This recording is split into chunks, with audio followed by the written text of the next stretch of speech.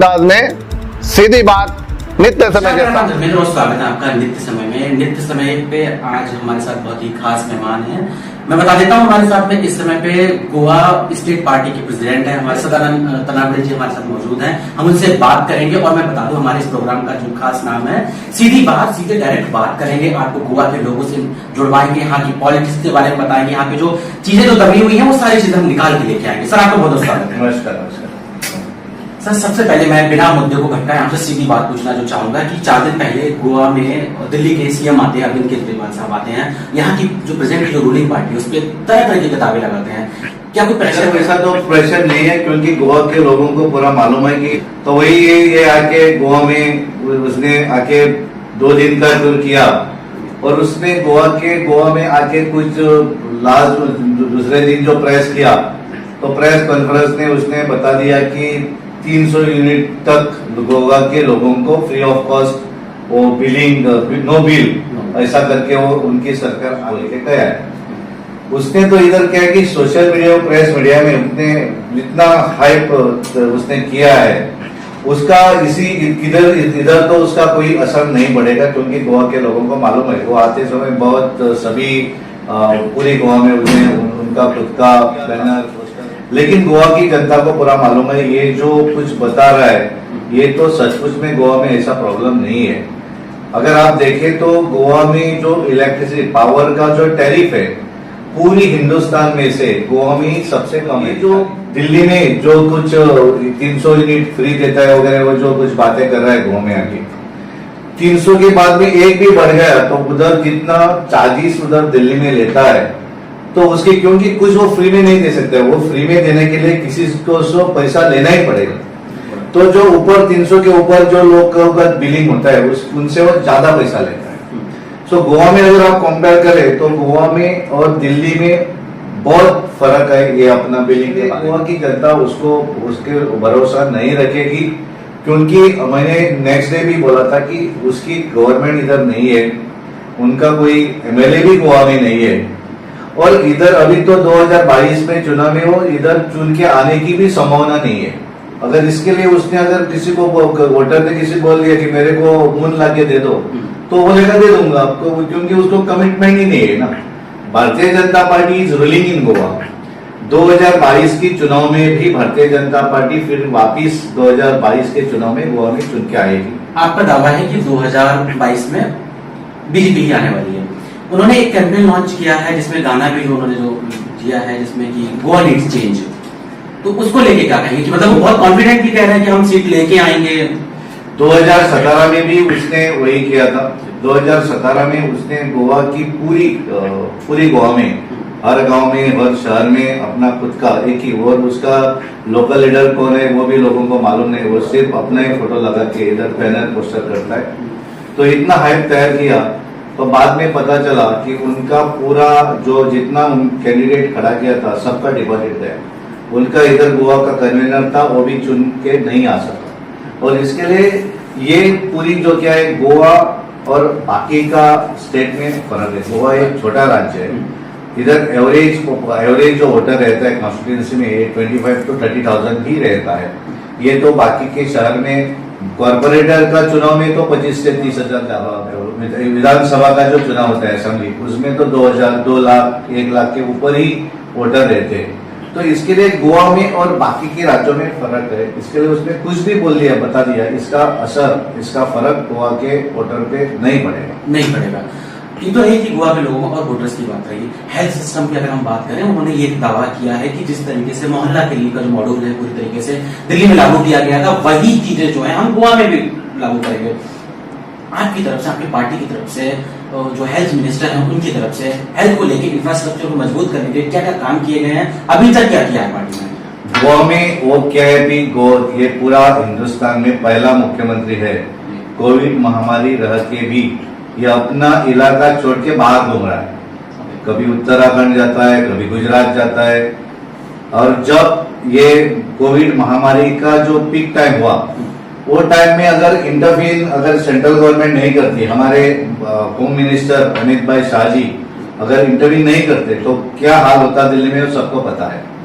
Goa is the only place Covid की महामारी में गोवा ने जो इंफ्रास्ट्रक्चर और गोवा ने जिस तरह से ट्रीटमेंट आदमी किधर भी नहीं मिली और फ्री ऑफ कॉस्ट। इधर अगर किसी को हो सके को प्राइवेट हॉस्पिटल में ट्रीटमेंट चाहिए उधर भी मिली।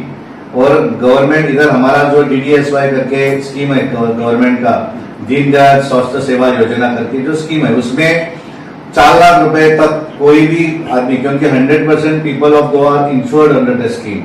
और वही भी जब गवर्नमेंट को मालूम पड़ा, सरकार को मालूम पड़ा कि ये प्रॉब्लम है, किसी अगर गरीब को अगर प्राइवेट हॉस्पिटल में जाना पड़े तो वो नहीं जा पा रहा है क्योंकि उधर बिलिंग ज्यादा होता है, तो गवर्नमेंट ने वो स्कीम भी प्राइवेट हॉस्पिटल को लागू की और उनका इंश्योरेंस जो है वो गवर्नमेंट पे करने लगा। और इधर मल्टी स्पेशलिटी हॉस्पिटल भी खड़ा किया, क्योंकि क्या हुआ वो किसी को मालूम नहीं था इतना सेकेंड वेव आएगा। तो लेकिन ऐसा एक भी आदमी अगर गवर्नमेंट हॉस्पिटल में गया और उसको उधर एडमिशन नहीं दिया, ऐसा नहीं हुआ है। ठीक है, क्योंकि वो हॉस्पिटल की कैपेसिटी थी, उसके ज्यादा लोग आने लगे तो किसी को बेड नहीं मिली, तो किसी को स्ट्रेचर पे रखना पड़ा, लेकिन उसको ट्रीटमेंट मिली। और ये पूरी ट्रीटमेंट दोपहर का खाना हो, रात का खाना हो, ब्रेकफास्ट हो, सबको फ्री ऑफ कॉस्ट देने वाली एक ही स्टेट है, ये गोवा है। आपका कहना है कि फ्री ऑफ कॉस्ट सबको खाना दिया गया, हेल्थ सर्विसेज बहुत अच्छे से प्रोवाइड करी गई, लेकिन उन्होंने अपनी कॉन्फ्रेंस में दावा किया है कि कोई भी पॉलिटिकल पार्टी में, तो जो गोवा में है आम आदमी पार्टी के अलावा किसी भी पार्टी ने यहाँ के लोगों के लिए सपोर्ट नहीं किया कोविड टाइम पे, क्या कहना है?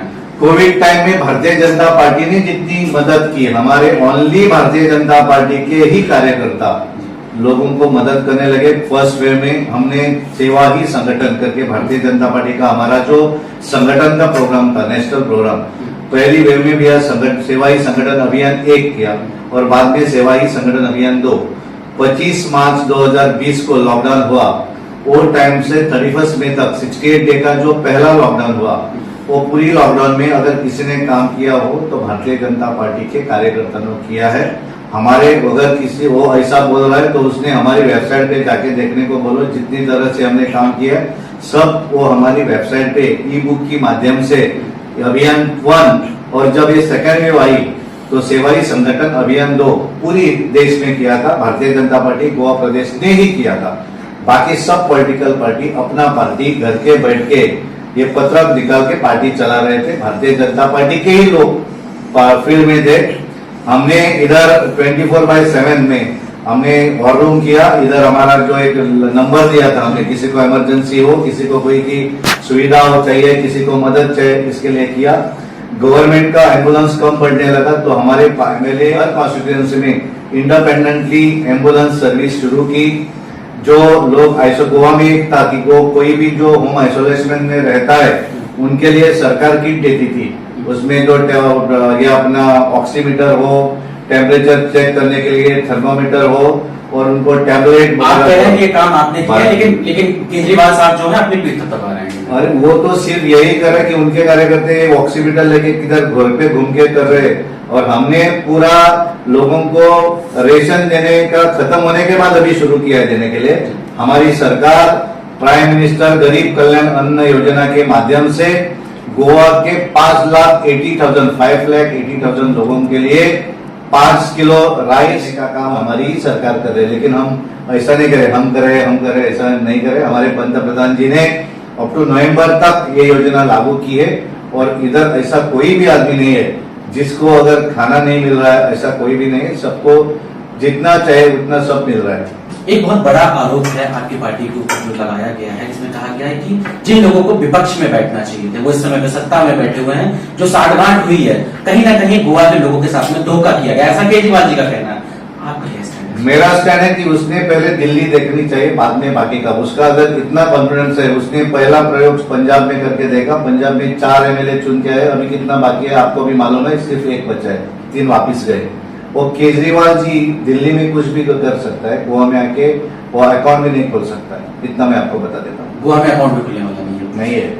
ऐसा पार्टी चीफ आज के मुताबिक आपको क्या लगता है कि पार्टी को गोवा के लोगों के लिए अभी और कितना काम करने की जरूरत है और कहां पे अभी कमी रह गई है? क्या पार्टी की तरफ से और काम किए जा रहे हैं? इधर थोड़ा ये हमें प्रॉब्लम है बिकॉज ऑफ लॉकडाउन ग्रोथ, क्योंकि Goa is fully depending on the पहले माइनिंग और टूरिज्म था। माइनिंग का थोड़ा सुप्रीम कोर्ट के ऑर्डर की वजह से माइनिंग क्लोज है, लेकिन सरकार सोच रही है कि कॉर्पोरेशन करके एक आगे जाने का सोच रही है। दूसरा टूरिज्म, क्योंकि लॉकडाउन था और ये थर्ड वेव आने वाली है, क्या ये थोड़ा ये है, इसके लिए थोड़े कंडीशन डाले क्योंकि either they have to come with RTPCR testing और दोनों उन्होंने ये अपना वैक्सीनेशन 100% आ सकती है, क्योंकि ये थोड़ा कंडीशन है, इसके लिए थोड़ा टूरिज्म स्लो है। ये है एक समस्या है। दूसरी समस्या है एम्प्लॉयमेंट की एक समस्या है। Government is thinking very seriously, government ने एडवर्टाइजमेंट भी किया है इसके, ये सब इसमें गवर्नमेंट आगे चल के कोई क्योंकि employment is a major issue है, लेकिन उसमें भी गवर्नमेंट कोशिश कर रही है नया कुछ फैक्ट्री आए और गवर्नमेंट का जॉब भी देने का ये सोच रही है। हमारे कैंपेन जैसे हम रन कर रहे हैं गोवा बियॉन्ड दी बीचेस, ऐसे में आपसे जानना चाहूंगा कि आपके मुताबिक आपको क्या लगता है कि गोवा में और क्या क्या चीजें हैं जो लोगों को नहीं पता है, जो लोगों को पता चलनी चाहिए? क्योंकि गोवा में क्या है कि गोवा इज, लोगों को लगता है कि Goa is only for beaches, it is not like that. Goa में भी बहुत भी और भी गांव में ज्यादा टूरिज्म, टेम्पल हो, चर्चिज हो, लेकिन फॉरेस्ट हो, ऐसा अलग अलग बहुत और भी जगह है जो गोवा का नेचर जो है बीचेस है, लेकिन इसके अलावा भी और बहुत से ये है। उधर भी अभी भी जो फॉरेन जो टूरिस्ट आते हैं उनको ये सब पता है, वो ज्यादा इंस्टेड ऑफ टूरिस्ट बीचेस वो ये बाहर जो है वो जाने का जाते हैं और दे आर एंजॉयिंग दैट। एक चीज और मतलब मैं आपसे सवाल पूछना चाहूंगा कि श्री पटनायक जी जिस तरीके से स्टेट पार्टी में दोबारा से कमिट कर रहे हैं, उसको लेके क्या योजना है और उस पर क्या कहना है?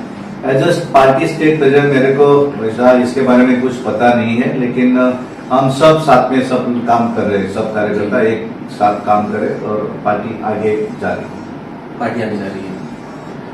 आगे हमें और क्या क्या नए बदलाव देखने को मिलने वाले हैं? गोवा के लोगों के लिए क्या नई सौगात मिलने वाली है? गोवा में तो बहुत ऐसी योजनाएं है, सोशल वेलफेयर स्कीम्स बहुत है, यानी Goa is only the place where in case अगर लड़की 18 बरस की कंप्लीट होती है तो गोवा की लाडली लक्ष्मी करके स्कीम है, वो लड़के इनको प्रोत्साहित करती है, उनको 1 लाख रुपया उनके खाते में जमा होता है, ये पूरा जो है उनके डायरेक्ट अकाउंट में क्रेडिट होता है। अगर कोई महिला उनके हस्बैंड का इनकम 25,000 से कम है पर मंथ, तो वो महिला के लिए 1,500 योजना है हमारी, वो महिला के खाते में जमा होती है हर महीने। कोई भी जिसको गवर्नमेंट की पेंशन नहीं है, ऐसा कोई 60 सीनियर सिटीजन हो या कोई विडो हो, तो उसके खाते में 2,000 रुपया, अगर सीनियर सिटीजन हो तो 2,000, अगर विडो हो तो 2,500 रुपया प्रति महीना उनके खाते में ये पैसा जाता है। हायर एजुकेशन के लिए सरकार के पास इंटरेस्ट फ्री लोन है, स्कॉलरशिप है, ऐसे बहुत से उपक्रम। अगर कोई बिजनेस करना चाहता है तो हमारे पास जो सब्सिडी मिलती है, चीफ मिनिस्टर हमारी जो एडीसी है, मैं जिस कॉर्पोरेशन का अध्यक्ष हूँ, इकोनॉमिक डेवलपमेंट कॉर्पोरेशन, आर्थिक विकास महामंडल, इसमें से हम जो भी अनएम्प्लॉयड यूथ और युवती हो उसके लिए हम 25 लाख तक लोन देते हैं और वो लोन जो है वो 50% इंटरेस्ट भी रहता है। अगर किसी ने 20 लाख लोन दिया, maximum we are giving 25 lakh, 25 lakh हम देते हैं। और उसमें अगर समझो किसी ने 20 लाख लिया तो 20 लाख में से 10 लाख विदाउट इंटरेस्ट होता है और 10 लाख में उनको 8%, अगर मेल हो तो 8%, फीमेल हो तो 6% रेट ऑफ इंटरेस्ट उसको लगता है, only 10 lakhs। And beside that 25% subsidy होती है, यानी किसी ने अगर लोन दिया 5 लाख हो उसको no need of paying back.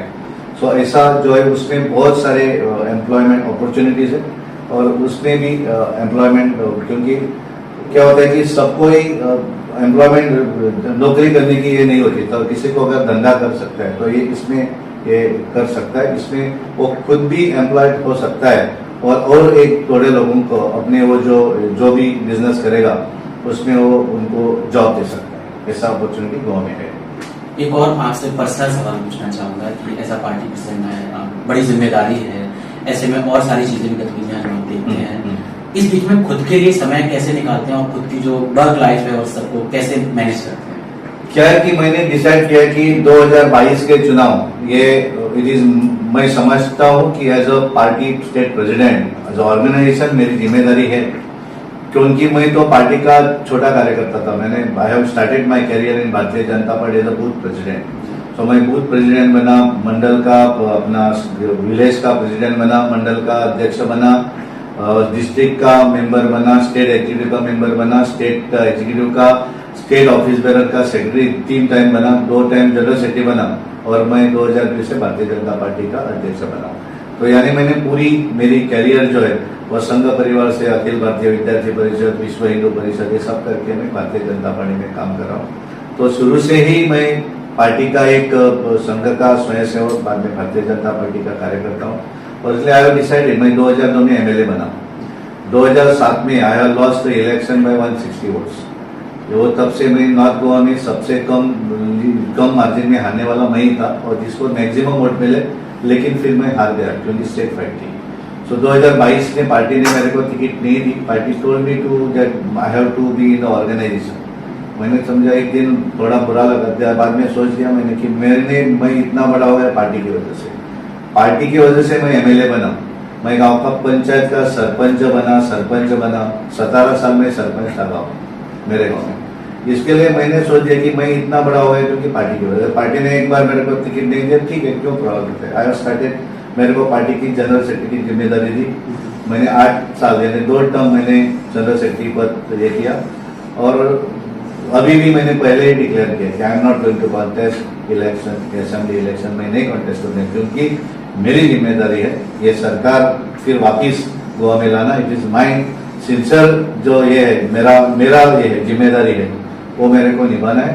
और इसके लिए मेरा पूरा वक्त, मेरा बिजनेस में भी नहीं, अभी 2020 में मैं 12 जनवरी 2020 में मैं अध्यक्ष बना, तभी से आज तक पूरा ड्यूरिंग लॉकडाउन पीरियड में ऐसा एक ही दिन नहीं है, सिर्फ 22 तारीख छोड़ के, 22 में जब जनता कर्फ्यू था वो एक दिन छोड़ के बाकी पूरा दिन मैं पार्टी के लिए काम कर रहा हूँ।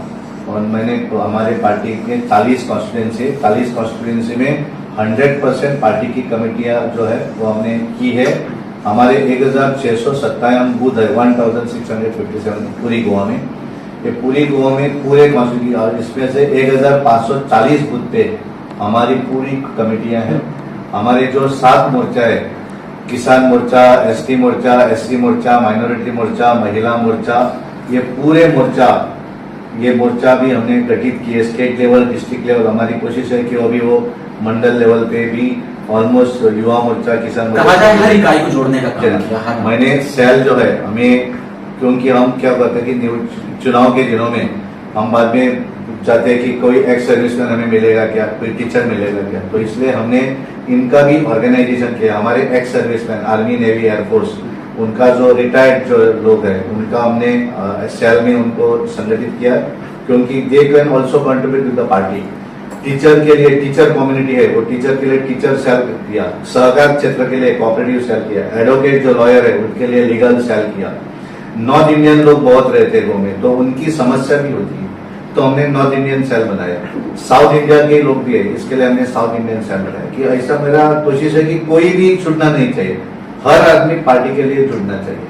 वो कब जुड़ेगा, अगर आप उनको गारंटी दे, कॉन्फिडेंस दे कि उनका भी कुछ काम हो तो आपके पास वो आ सकता है। इसके लिए हमने एक पूरी कोशिश की है और इसलिए ये कॉन्फिडेंस से मैं कहता कि ऑर्गेनाइजेशन के माध्यम से मैं कहता कि 2022 में इसका पूरा फायदा भारतीय जनता पार्टी को मिलेगा, because we are always in the field. हम पूरी हमारी कोशिश रहती है, नॉट ओनली ड्यूरिंग चुनाव के पीरियड में, चुनाव हो न हो, क्योंकि हमारा टारगेट केवल सत्ता मिलने आना ये नहीं है, सत्ता है आना ही चाहिए। इसके बाद में ये जो पूरा लोग जो है उनको इकट्ठा करके पार्टी के हमारे जिसमें प्लेटफॉर्म पे जुड़ना चाहिए, वो भी उतना ही महत्वपूर्ण है, ऐसा मेरे को लगता है। पार्टी के आला कमान अगर आपसे खुश होते हैं, आपके कार्यों से, 22 में दोबारा सरकार बनती है, क्या मान के चले हमें क्या आपकी तरफ से कुछ सेंटर में भी रोल प्ले करने का मतलब मौका मिलेगा, आपको क्या देखने को मिलेगी? मैं ऐसा मेरा ये देख, मैं कभी सपने नहीं देखता और मैं जिधर भी हूँ उधर आई एम सिंसियरली वर्किंग, मैं खुश हूँ। मेरे को ऐसा किसी भी ने अगर पूछ दिया कि क्या तो आपका 2022 में पार्टी ने बोला तो आप इलेक्शन चुनाव में रहेंगे क्या, मैं बोलूंगा नहीं रहूंगा, ये आई हैव डिसाइडेड। अगर ये किंतु परंतु किया तो सब प्रॉब्लम होता है। So I have decided not to contest. मेरे को कुछ मिलना चाहिए इसलिए मैं काम करता हूँ, नहीं करता हूँ। मेरे को जो जिम्मेदारी 12 जनवरी 2020 को हमारे पार्टी के हमारे राष्ट्रीय हमारे नेतागण और हमारे स्थानिक इधर के सब पार्टी के जो सीनियर लोग जिन्होंने मेरे पे विश्वास रखा है, और विश्वास को पात्र होना चाहिए। जिधर भी जाता हूँ मैं, I am doing it sincerely. मैंने गांव में सरपंच पद किया, अभी भी लोग याद करते कि अच्छी तरह से उसने संभाला। 17 साल मैंने पंच, सरपंच, डेप्यूटी सरपंच काम किया। 5 बरस में I am representing my constituency. Still लोग करते कि ये गुड वर्क इन कॉन्स्टिट्यूंसी। मैं जिधर भी हूँ उधर आई am very simple way I am present करता हूँ, क्योंकि ये पूरा जो रहता है ये डेकोरेटिव पोस्ट रहती है। ये पोस्ट हो न हो तो रिस्पेक्ट जो है वो मिलना चाहिए। इसके लिए जब मैं एमएलए से मैं 2007 में चुनाव हार गया 160 वोट, वही दिन, क्योंकि मैं जब मैं एमएलए था तब भी मैं मार्केट में फिश लाने के लिए जाता था। नेक्स्ट डे मेरे को कुछ प्रॉब्लम नहीं। आज भी मैं प्रदेश अध्यक्ष हूँ, लेकिन आई डोंट थिंक मैं as I am simple person ऐसा ही मैं ये कर रहा हूँ। मेरे को इतना ये नहीं, क्योंकि all these are temporary things. इसके लिए मैं सत्ता में हूँ नहीं हूँ, पोजीशन में हूँ नहीं हूँ, कितना रिस्पेक्टिंग वो जो कार्यकर्ताओं को रिस्पेक्ट और जो मान सम्मान मिलते रहती है। तो मैंने ये स्टेट का जो बूथ का अध्यक्ष, तब स्टेट का अध्यक्ष बना, यानी मैंने सब पोजीशन पार्टी में ले ली है। और इसके लिए I am very much thankful to my party leaders, क्योंकि मैं नसीबवान हूँ कि मैं ये पार्टी में आया हूँ। इसमें एक और सवाल आपसे पूछना चाहूंगा कि स्वयं जो गोवा की स्कीम है वो कितना सक्सेसफुल रही है और उस पर क्या स्वयंपूर्ण गोवा की हमारे मुख्यमंत्री ने, हमारे पंतप्रधान नरेंद्र मोदी जी, इन्होंने जो स्वयंपूर्ण आत्मनिर्भर भारत स्वयंपूर्ण जो योजना बनाई, ये स्वयंपूर्ण गोवा करके जो चीफ मिनिस्टर ने ये गांव के लोगों को तक जाने चाहिए। इसके लिए उसने हमारे जो ग्रेड 1 ऑफिसर है वो सब ऑफिसर को गोवा में 191 पंचायत है, सभी पंचायत में उनका गवर्नमेंट ऑफिसर जो है वो संडे और सैटरडे को दोनों दिन उधर छुट्टी के दिन में उधर जाता है।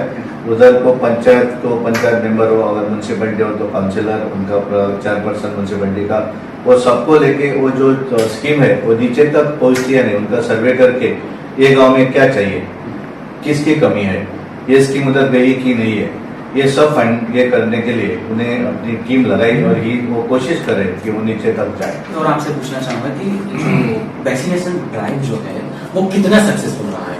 वैक्सीनेशन ड्राइव जब गोवा में शुरू हुआ तो इनिशियली इट वाज पिक नहीं हुआ ज्यादा।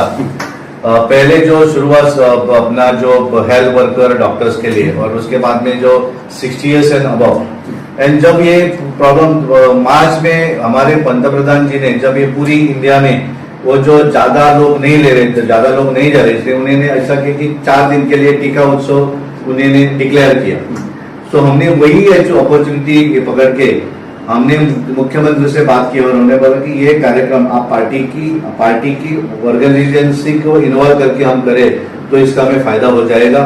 और इसके लिए उसने वो एक्सेप्ट किया और गवर्नमेंट ने सेंट्रली हमें बोला था कि वो 4 दिन के लिए करो, तो हमने वो 18 दिन हमने चलाया। और ये ऐसा चलाया कि हमने सभी गांवों में, पहले क्या था कि इधर सिर्फ 37 सेंटर थे गवर्नमेंट के, वो 37 सेंटर पे और 14 प्राइवेट हॉस्पिटल में इधर ही वो जो मर्यादित था, तो उतना नहीं आता था। दिन में 2000 3000 ऐसे ही लोग वैक्सीनेशन लेते थे। 3 महीने में सिर्फ 1,36,000 लोगों ने ही लिया। जब हमने ये प्लान किया और हमने पूरी ताकत से हमारे कार्यकर्ताओं को बोल दे कि आप इधर का डॉक्टर वो सब हो जाएगा, लेकिन उधर की व्यवस्था जो है, क्योंकि उधर की व्यवस्था है लोगों को लाना, उधर आने वाले लोगों की खाने की व्यवस्था करना, डॉक्टर की उधर अरेंजमेंट करना, ये पूरा जो है वो हमारे कार्यकर्ताओं को बोला कि ये आपकी जिम्मेदारी है। और इसके लिए सभी कार्यकर्ताओं ने, जैसा वो चुनाव के दिनों में जब वोटर को लेके आते हैं और वोट लगा के उनको वोट के सेंटर पे, वोट अपने बूथ जो रहते हैं उधर लाते हैं और वोट करने के लिए स्पेशली गाड़ी में लाते हैं, इसी तरह हमारे कार्यकर्ता ने पूरी गोवा में ताकत लगा के लोगों को लेके आए। और दिन में जो 3000 4000 जो होती थी वैक्सीनेशन, वो 15000 तक गई दिन में। और इसके वजह से हमारे माध्यम से वो जो ये था अपना पूरी लोगों को मालूम पड़ना चाहिए था कि ये वैक्सीनेशन करनी है, तो इसकी वजह से वैक्सीनेशन बढ़ गया। बाद में सरकार ने वैक्सीनेशन ये अपना टीका उत्सव 1 2 3 4 ऐसा किया और अभी बहुत बढ़ गए, ऑलमोस्ट 40, अभी 18 एंड अबव शुरू किया है। तो 45 एंड अबव वाले ऑलमोस्ट 80% कवर हुए हैं।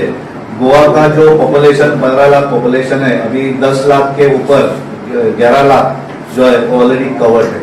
तो इसके लिए अभी Goa can be a first state वो 100% वैक्सीनेशन का ये कहते हैं। मुख्यमंत्री ने भी डिक्लेयर किया है कि बाय 31 जुलाई तक गोवा की एलिजिबल क्राइटेरिया के जो लोग हैं 18 एंड अबव, वो सब उनका वैक्सीनेशन बाय 31 जुलाई तक पूरा होना चाहिए। वही हिसाब से अभी गवर्नमेंट भी काम कर रही है, पार्टी भी उधर जिधर जिधर पार्टी का सपोर्ट है उधर हम कर रहे हैं।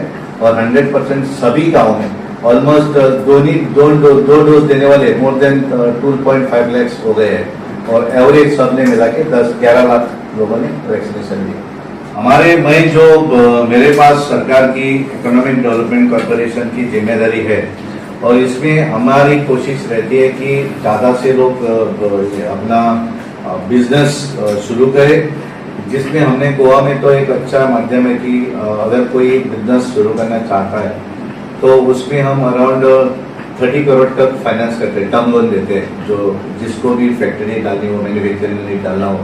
और इधर क्या है कि अगर वो ओरिजिनल गो ना हो तो उसको 2% हम रिबेट देते हैं। इधर अगर उसके लिए फीमेल कोई पार्टनर हो तो उसके लिए रिबेट देते हैं। और इधर जो बैकवर्ड तालुका है कि गोवा में जो थोड़ा बैकवर्ड तालुका है, इसमें हम पेडने, बिचोली, ये जो तालुका है सांगे, कैपे, कानपुर, अगर वो तालुका में अगर किसी ने मैन्युफैक्चरिंग यूनिट डाल दिया तो उसको 5% रिबेट देते हैं।